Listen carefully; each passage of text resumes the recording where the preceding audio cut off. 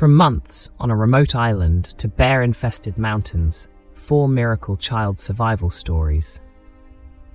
In the midst of the world's chaos and clamor, there emerge stories that transcend the ordinary, tales of human spirit and survival that grip our hearts and imaginations. 4 such stories, involving young children, have recently commanded global attention. From the treacherous depths of the Amazon jungle to a desolate, bear-infested woodland, these are the accounts of children who defied the odds and emerged as beacons of hope and resilience. A jungle's embrace, the miracle of the Amazon. In the dense, unforgiving heart of the Colombian Amazon, where nature's fury is unrelenting and danger lurks in every shadow, 4 indigenous children were found after 40 harrowing days. Their small plane, carrying them from their remote village to the town of San Jose del Guaviare, had crashed, leaving them stranded in one of the world's most inhospitable terrains. Ages 13, 9, 4, and just 11 months, these siblings from the Huioto community survived through sheer willpower and the wisdom imparted by their grandmother. The children, Leslie, Selene, Tien, and baby Christine, were thrust into an environment where survival seemed impossible. The Amazon rainforest is a place of extremes. Severe storms, venomous snakes, and prowling jaguars, not to mention the relentless swarms of insects. Their grandmother's teachings became their lifeline. She had instructed them on the edible fruits, plants, and roots, and how to avoid the dangerous ones. They used this knowledge to scavenge for food and find water, and they huddled together for warmth during the cold, wet nights. Their discovery was a scene out of a modern-day miracle. Rescuers had combed through miles of dense jungle, battling the elements and the thick canopy that obstructed aerial searches. When they finally found the children, the sight was both heartbreaking and awe-inspiring. Malnourished and covered in insect bites, they were nevertheless alive, their eyes reflecting the ordeal they had endured. Baby Christine, who had celebrated his first birthday amidst the jungle's symphony of sounds, was a testament to their collective will to survive. John Moreno, an indigenous leader from nearby Valpes, later reflected on their survival. He believed it was not just their grandmother's teachings, but also their intrinsic connection to the jungle, their ancestral home that had guided them through the perilous journey. These children are true warriors of the jungle, he said, his voice filled with pride and reverence.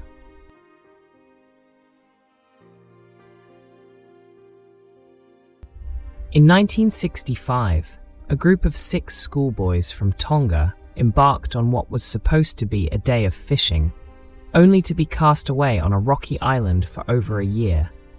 Bored with school and seeking adventure, they set out with 2 sacks of bananas, a few coconuts, an old knife, and a small gas burner.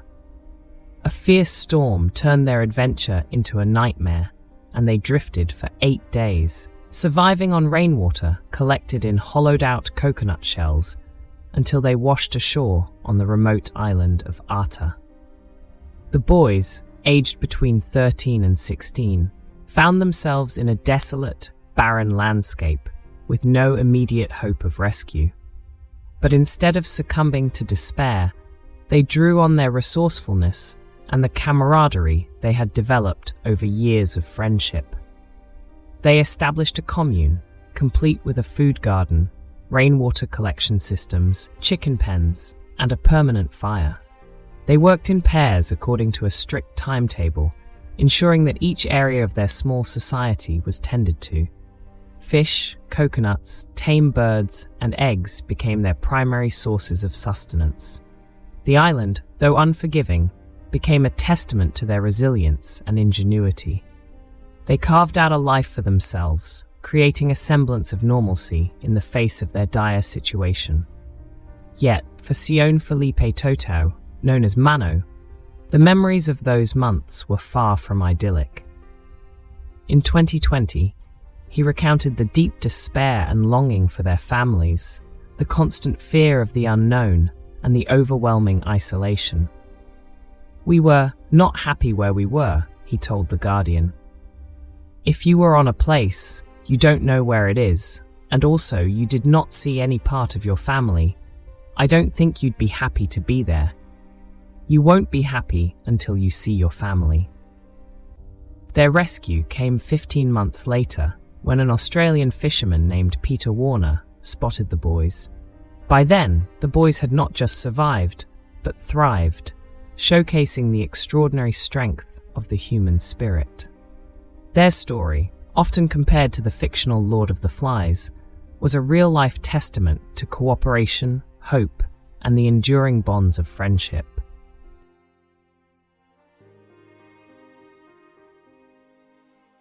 A global vigil.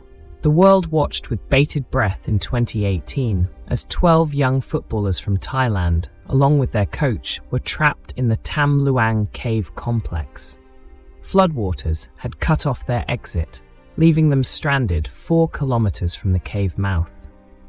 For 18 days, the Wild Boars football team, aged between 11 and 17, clung to hope and each other, guided by their 25-year-old coach, Ekafol Chantawong, a former monk who led them in meditation to stave off panic. Inside the pitch-black, flooded cave, the boys faced hunger, cold, and the terrifying prospect of never seeing their families again.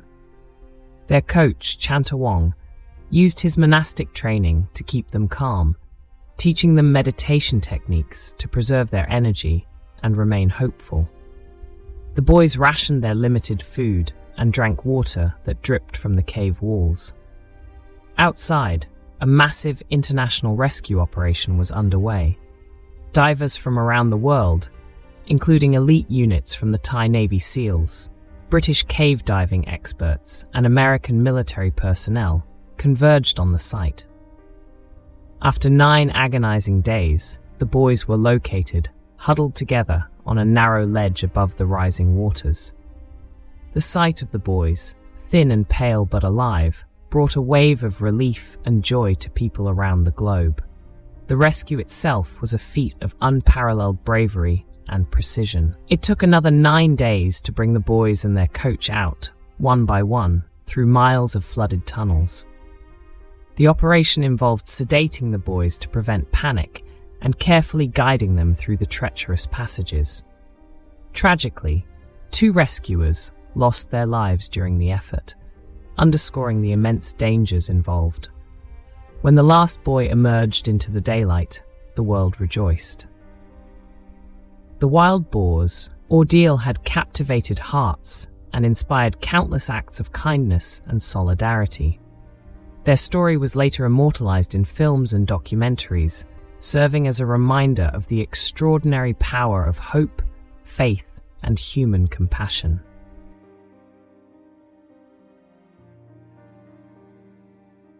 7-year-old Yamato Tanooka's ordeal in 2016 began as a punishment. Left on the side of a road in Hokkaido by his parents for misbehaving, he wandered into a forest known for its brown bears, thinking he had been abandoned. For nearly a week, Yamato navigated the dangers of the wilderness, eventually finding shelter in a hut within a self-defense force training compound. The forest of Hokkaido is vast and teeming with wildlife, including the formidable Ussuri brown bears. Yamato's parents, intending to teach him a lesson, had driven off for a short distance before returning to find him gone. Panic set in as they realized the gravity of their mistake. A massive search operation was launched, involving hundreds of volunteers, soldiers, and even bear hunters.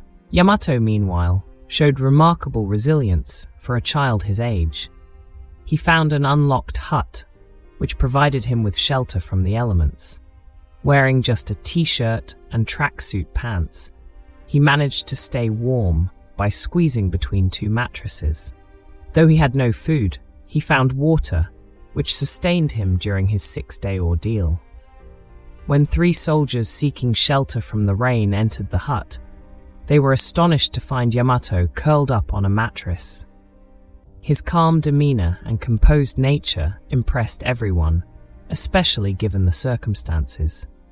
He was incredibly calm, considering he had been missing for 7 days. He didn't panic at all, said the doctor who assessed him. Ken Noguchi, a renowned mountaineer, took to social media to praise Yamato's survival as nothing short of miraculous. The boy's incredible story highlighted not only his inner strength but also the profound bond between parents and children, a bond tested and ultimately strengthened by this extraordinary ordeal.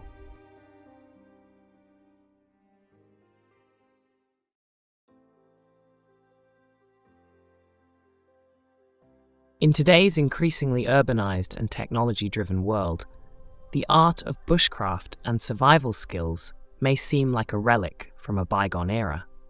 However, these skills are not only relevant, but also incredibly beneficial for our children. As parents, we need to be empowering our kids with hands-on, real-life experiences, where they can forge an authentic connection with their environment and become familiar with their inner landscape as they overcome challenges. Introducing children to bushcraft and survival skills is a wonderful opportunity to put these qualities into practice as they face what could be the most risky scenario, getting lost in the wild or finding themselves in a survival situation. Of course, we never want this to happen, but if it does, we'd love to think that kids will have a few tricks up their sleeves to give themselves a fighting chance. We need to provide children with the opportunity to do things that, in times gone by, were essential life skills. Unfortunately, many of these skills have now slipped out of focus to be replaced by flashy technology and modern conveniences. These include using flint and steel to start a fire, cooking over a campfire, using whittling knives, building shelters, building rafts, tying knots, and learning to be resourceful in the great outdoors. There are numerous advantages of teaching your kids bushcraft and survival skills. From self-reliance to problem-solving abilities, these valuable skills can have a lasting impact on your child's development. Thank you for watching our new channel, True Survivors, Miracle SOS. Be sure to subscribe to our channel for regular child survival videos. Please like and share our content, and always remember, be ready, be vigilant, be resilient, and be a true survivor.